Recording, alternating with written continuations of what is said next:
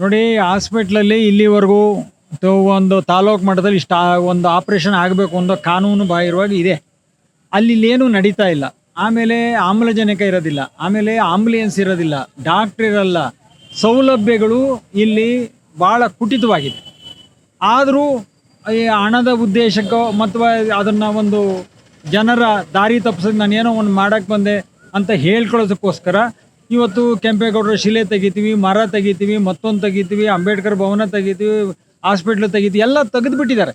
ಅಲ್ಲೇ ಸರ್ವನಾಶದ ಹಂಚಿಗೆ ಹೊರಟೋಗಿದೆ.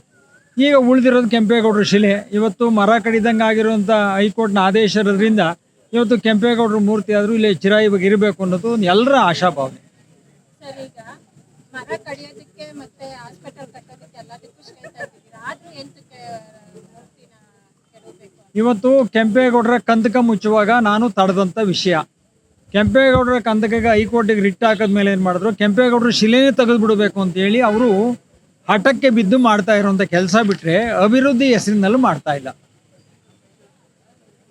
ಸರ್, ಬಹಳ ಮುಖ್ಯವಾಗಿ ಒಂದು 30-35 ವರ್ಷದ ಹಿಂದೆ ತಾವು ಇದನ್ನ ಕಟ್ಟಿದ್ರಿ.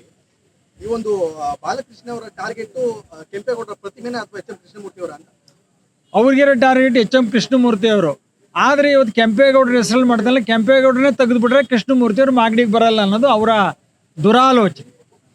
ಕೊನೆದಾಗ ನಿಮ್ಮ ಮಾತೇನಿದೆ? ಏನಿಲ್ಲ, ಈ ಮಣ್ಣಲ್ಲಿ ಹುಟ್ಟಿದ್ದೀನಿ, ಧರ್ಮ ಉಳಿಬೇಕು. ಕೆಂಪೇಗೌಡರ ಹೆಸರಲ್ಲಿ ಈಗ 27-28 ವರ್ಷಗಳಿಂದ ನಿರಂತರವಾಗಿ ಸೇವೆ ಮಾಡ್ಕೊಂಡು ಬಂದಿದ್ದೀನಿ. ಆ ಕೆಂಪೇಗೌಡರಿಗೆ ಯಾವುದೇ ಒಂದು ಪದಚ್ಯುತಿನೂ ಬರದಂಗೆ ಕಾಪಾಡಿದ್ದೀನಿ. ಹಾಗಾಗಿ ಮುಂದೆನೂ ಉಳಿಸ್ಕೊಂಡು ಹೋಗ್ತೀನಿ. ಈ ಮಣ್ಣಲ್ಲಿ ನನ್ನ ಸೇವೆ ಸದಾ ಇರ್ತದೆ. ಇವತ್ತು 10 ಲಕ್ಷ ಜನಕ್ಕೆ ಅನ್ನ ಹಾಕೈತೆ, ಇನ್ನು 100 ಲಕ್ಷ ಜನಕ್ಕೆ ಅನ್ನ ಹಾಕುವಂಥ ಭಗವಂತ ಶಕ್ತಿ ಕೊಡಲಿ. ಈ ಮಣ್ಣಿನ ಋಣವನ್ನು ತೀರಿಸುವಂಥ ಭಗವಂತ ಆಶೀರ್ವಾದ ಮಾಡಲಿ. ಕೆಂಪೇಗೌಡರ ಹೆಸರು ಏನು ಚಿರಾಯವಾಗಿದೆ ಅದು ನಿರಂತರವಾಗಿ ಬೆಳಗ್ತಾ ಇರಲಿ ಅನ್ನೋದೇ ನನ್ನ ಉದ್ದೇಶ. ಡಾಕ್ಟರ್ ಎಚ್ ಎಂ ಕೃಷ್ಣಮೂರ್ತಿ ಅವ್ರಿಗೆ